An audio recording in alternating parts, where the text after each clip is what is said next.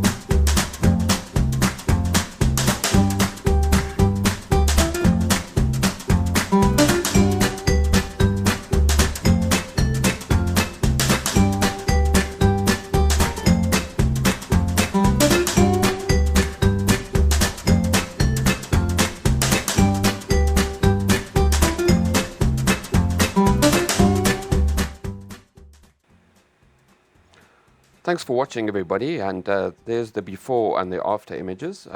Please like and subscribe if you want to see some more. Leave a comment below and let me know what else you'd like to see.